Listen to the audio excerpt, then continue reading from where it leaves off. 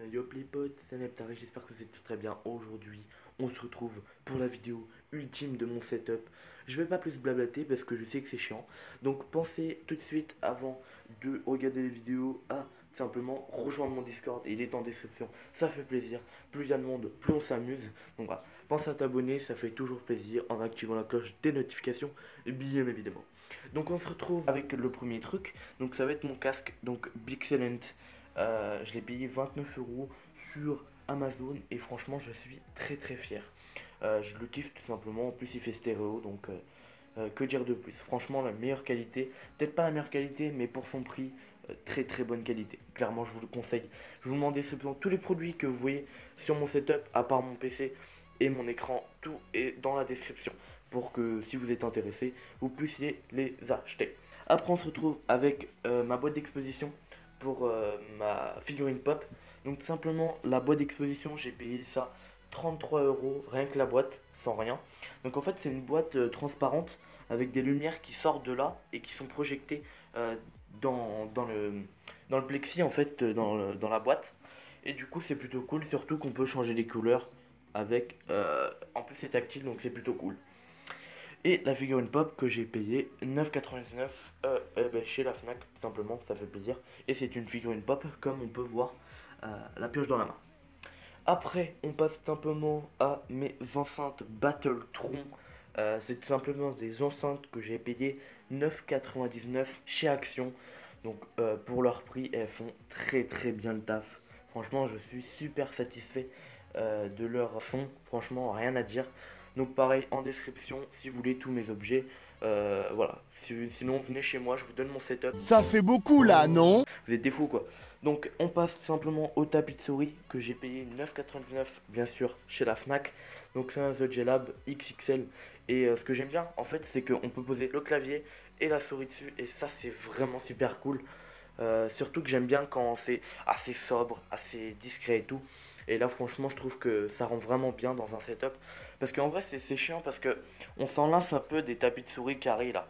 Qui a là, mais je trouve que là c'est bien rangé, tout est correct. Passe à la souris, c'est une souris The Lab Culte 100, donc tout simplement, elle fait plaisir, hein. Elle commence à être vieille, donc je l'ai payé 19,99 € chez Leclerc, donc elle était en réduction. Et donc elle commence à être vieille, donc je pense que je me tourne plus soit vers une style série, donc la Elite 2000, ou une The Lab Cult Radium. Donc c'est vrai que je l'aime beaucoup, donc à voir avec le passé. Après, j'ai un clavier Klim Domination. Donc tout simplement, c'est un clavier que j'ai payé 60 euros, donc c'est vrai que c'est assez cher pour un clavier, mais je trouve que pour son prix, il fait très bien le taf. Surtout que c'est un mécanique, donc c'est vrai que ça fait vraiment plaisir.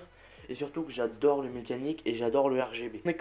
Mon écran c'est un 60 Hz qui me suffit largement, un 24 pouces, donc c'est ce qui me plaît en fait tout simplement. Donc franchement je ne suis pas déçu, franchement je vous montrerai l'écran que j'avais, franchement il est dégueulasse. Bah mon ordi parce qu'au final j'avais pas d'écran, j'avais un ordi portable qui était vraiment affreux en fait. Si vous voulez faire des vidéos, ne prenez pas des ordi portables, c'est pas bien. On passe simplement à mon petit PC que je kiffe vraiment beaucoup. C'est vrai qu'il est vraiment ancien, mais c'est vrai qu'il fait très bien le taf, hein. Perso moi je l'adore. Il fait vraiment le taf. Donc en fait dedans, les caractéristiques. Donc c'est un Medium à 8 Go de RAM avec une GTX 750 1 Go de RAM. C'est plutôt bas, mais je compte à l'avenir le changer pour que ça devienne un PC un peu plus puissant. Avec une carte mère MS 7797. Donc c'est vrai que ça va. C'est une micro ATX, c'est pour ça que je voudrais changer le boîtier, parce que le boîtier est vraiment banal, hein. C'est clairement un boîtier banal, mais j'aimerais bien le changer pour qu'il devienne un peu plus magnifique, dont le boîtier que je vous mets à l'écran. C'est celui-là que je vais acheter chez LDLC, donc voilà, ça fait toujours plaisir.